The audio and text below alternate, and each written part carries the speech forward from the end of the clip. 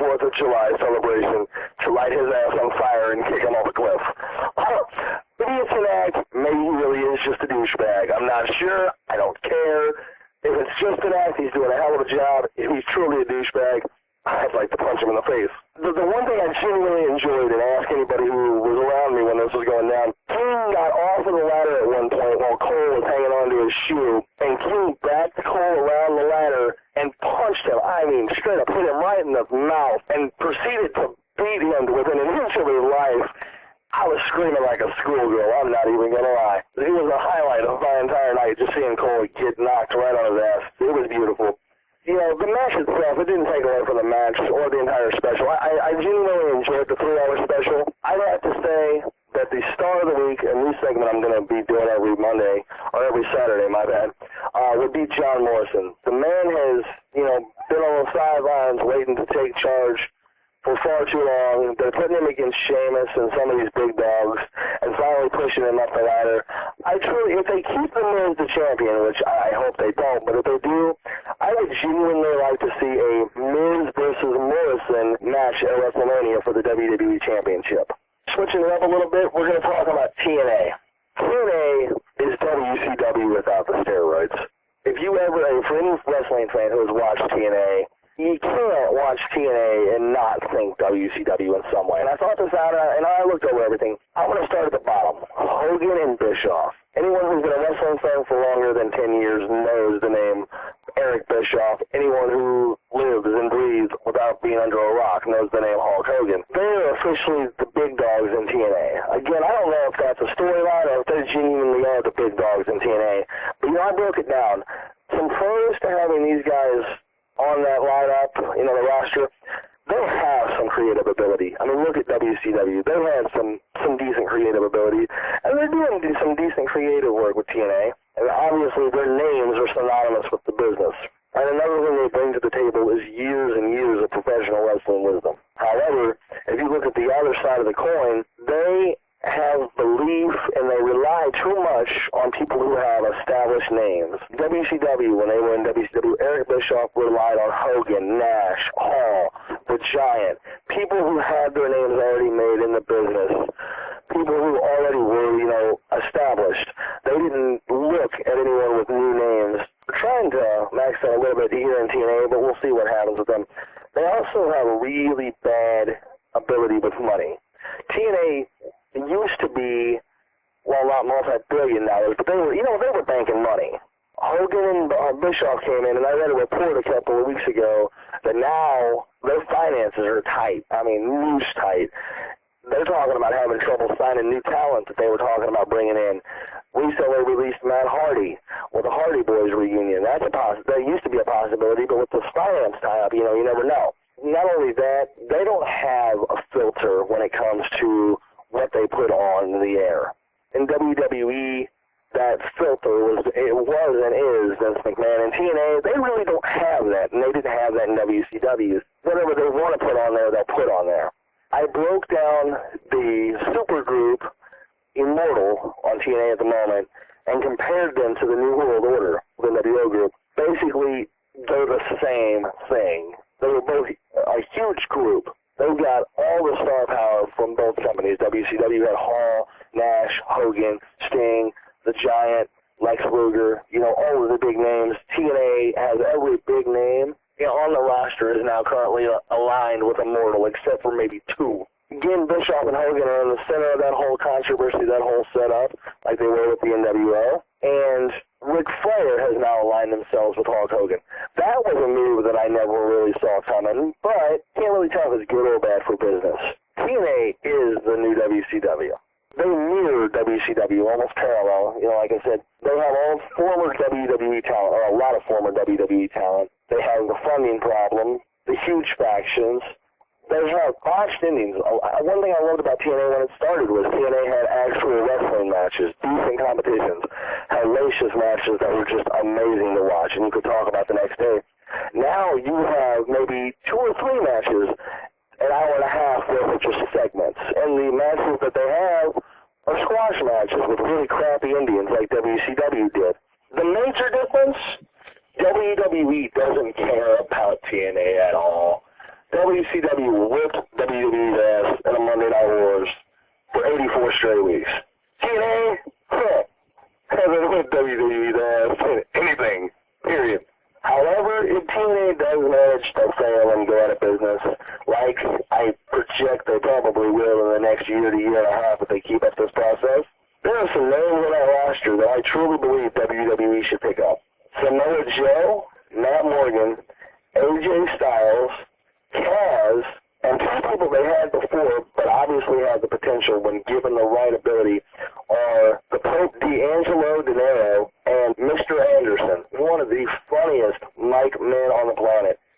Those five guys, Woodhaven, are the future of professional wrestling if used correctly. It's just a matter of how TNA continues to use them, and if TNA goes out, if WWE picks them up. I think that'll pretty much do it for my State of the TNA address and the whole wrestling in general. Got any questions or any comments for me, Josh?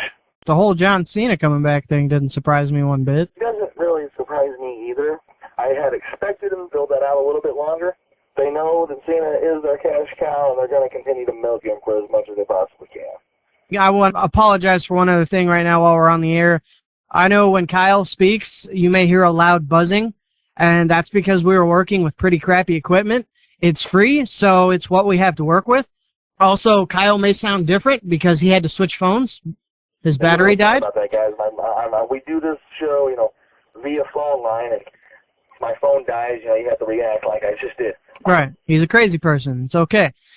And when we come back, we'll be hitting on the LPGA as well as some tennis, and I have a few other breaking newses that I will be showing your way, and I actually also have I have a new a question to pose your direction from the MMA side of things. Okay, all right. Well, I'll have that all here in a few, right on Sports Junkies.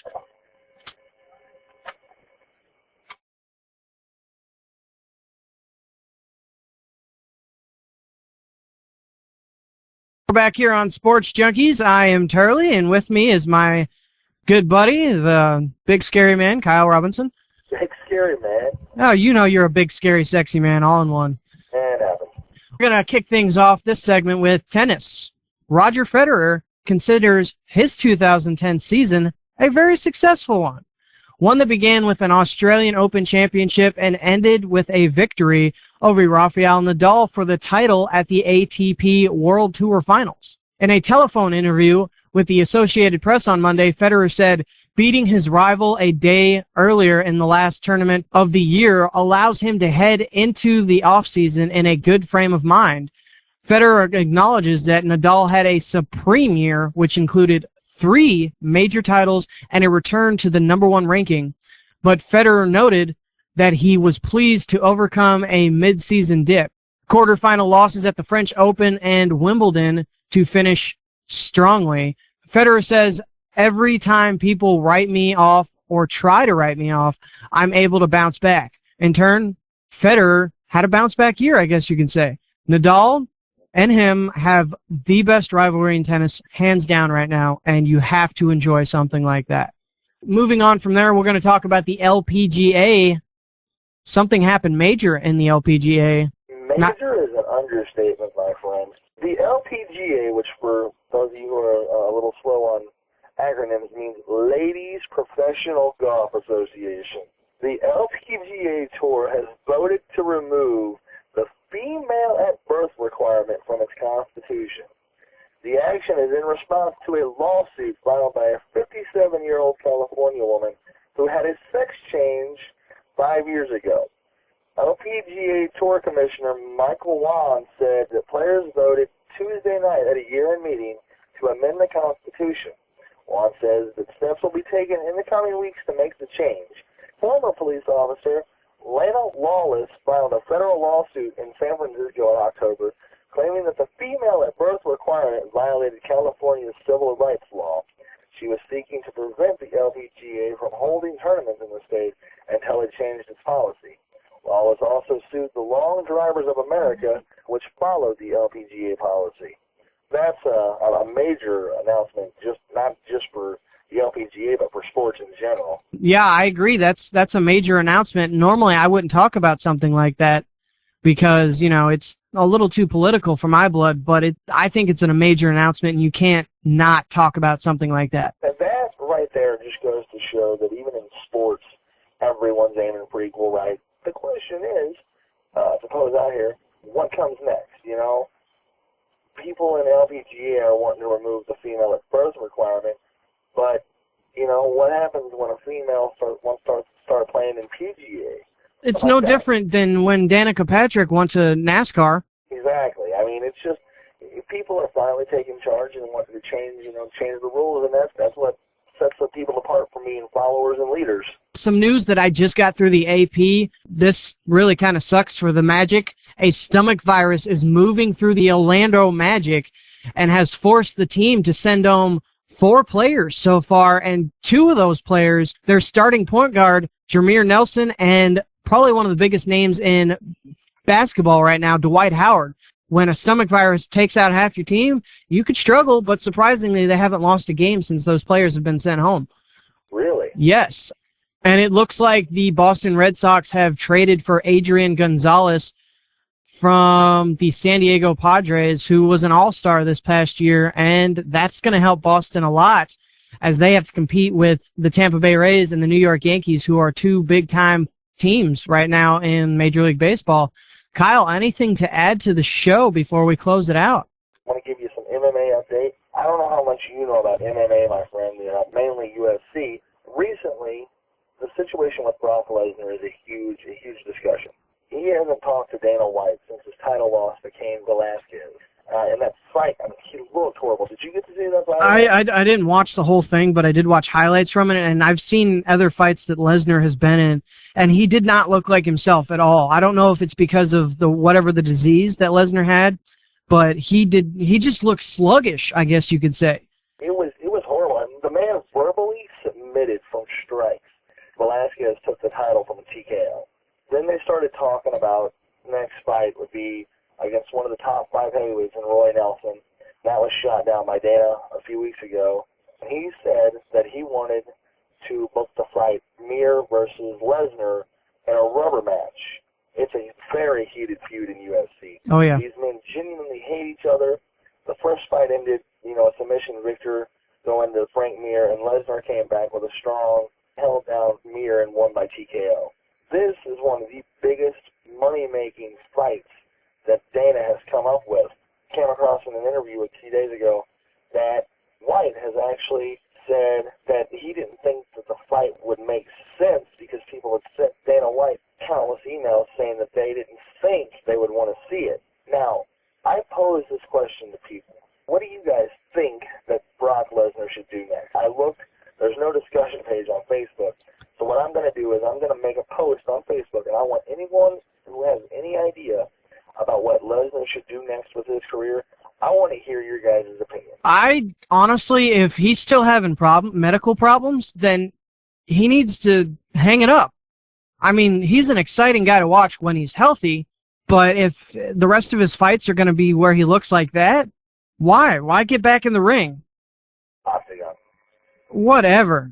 They all beat the hell out of each other the same way. I had to because I know if I did and somebody else was going to. That's true. But no, if he's having health problems, then he should just hang it up. If he's truly over it, like his medical issues, then get back in that ring. Get back on the horse. Everybody has a down match. I'm going to pose that question. What do you guys think Lesnar should do next? Also, before we bounce, I'm going to put an entire article up by our MMA correspondent, Brendan Wiles. I'm hoping I can start getting him in here to do this MMA segment because quite a bit more about it than I do. Right. So I'm hoping I can get him in here to do this for us. I'll have the whole article up hopefully tomorrow. I think that'll about do it for us, unless you've got something else.